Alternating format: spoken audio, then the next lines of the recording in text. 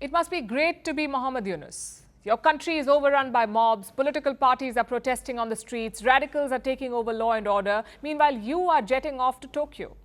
That too for your 10th foreign trip in 9 months. In case Yunus is wondering, this is how Dhaka looked like today. A sea of protesters flooded the streets. They belong to the BNP, the Bangladesh Nationalist Party. They claim around 1.5 million people attended this rally.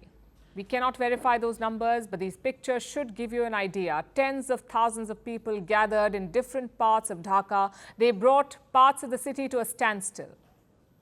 And what was their demand?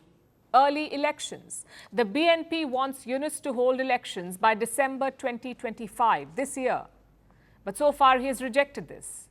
Today, the BNP's acting chief addressed the rally virtually. His name is Tariq Rahman. He is the son of former Prime Minister Khalida Zia, and his statement was a warning to Yunus. There are records that it is possible to hold elections within 3 months. But now we see that even after 10 months, the interim government is not announcing a specific date for the election. We repeat again, the election will take place within December. Brothers and sisters of this new generation, my dear countrymen, start making preparations to ensure that the national election is held by December. So the gloves are off. The BNP is directly attacking the interim regime. Like I said, Yunus is not in the country, but he left a parting gift for his core supporters. Yesterday, Bangladesh's top court acquitted a man named Azharul Islam. He is a leader of the Jamaat-e-Islami. He had been convicted of crimes against humanity. In the 1971 war, this man supported Pakistan. He orchestrated a massacre of Bengalis. Some 1,200 civilians were brutally killed, and around 13 women were raped. This man has been released by Bangladesh's top court, a court that was rejigged by Yunus himself. And amid all this chaos, the so-called chief advisor is in Tokyo. He is on a 4-day trip to Japan. Today, he met the country's former Prime Minister Taro Aso. During this meeting, he spoke about elections. He promised to hold elections in Bangladesh by June 2026, more than a year later. The opposition wants it by December this year. Yunus is offering June next year. The question is, what does all of this mean for India? How should we see it? We are focused on the western frontier right now. Clearly, the main challenge at the moment is Pakistan, but New Delhi should pay close attention to Bangladesh. And I'll give you 3 reasons why. Number 1, things are flaring up at the border. Reports say there was a standoff yesterday. India's Border Security Force, or BSF, on one side, Bangladesh's border guards, the BGB, on the other.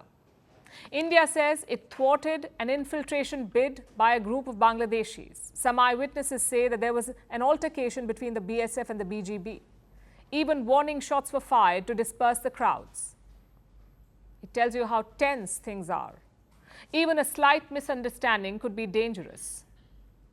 Reason number 2, the prospect of elections is good for India. New Delhi has been openly calling for early polls. It gives us a chance to reset the ties.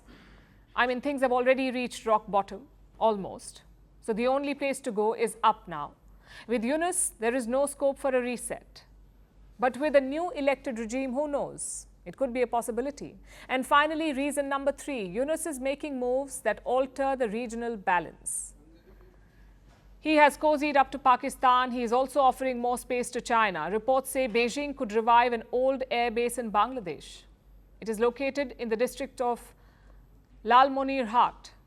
The base itself dates back to the Second World War, but here's the key part.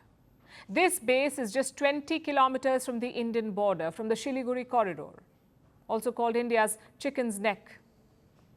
This is a narrow stretch of land, about 22 kilometers wide. It connects India's northeast to the rest of the country.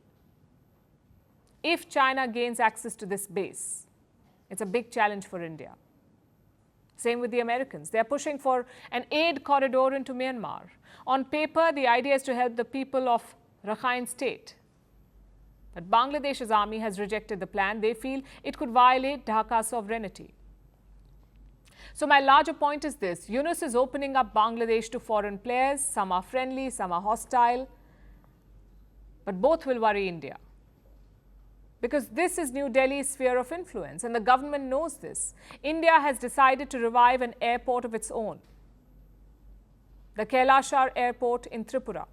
This airport played a key role in the 1971 war. It's located just a few kilometers from the Bangladesh border. For 30 years, this airport was defunct, but the government is now reviving it. So the strategy for India is pretty clear. Be ready, expect everything. New Delhi was clearly caught off guard when Sheikh Hasina was ousted. It will be keen to avoid more surprises. Firstpost now available in 9 languages on YouTube. English, Stands at $36 trillion. French, Le FMI, comme German, geschäftsführenden Direktor, Hindi, $30 trillion ka karj mo. Indonesian, Pemerintah tanpa pemeriksaan. Italian, Kali radikali. Japanese, 4 兆ドル以上も. Portuguese, Por causa do próprio balanço patrimonial. Spanish. Beautiful bill. Go to Settings, click on Audio Track and select the language of your choice. Be the first to know what's happening around you in your first language. Firstpost.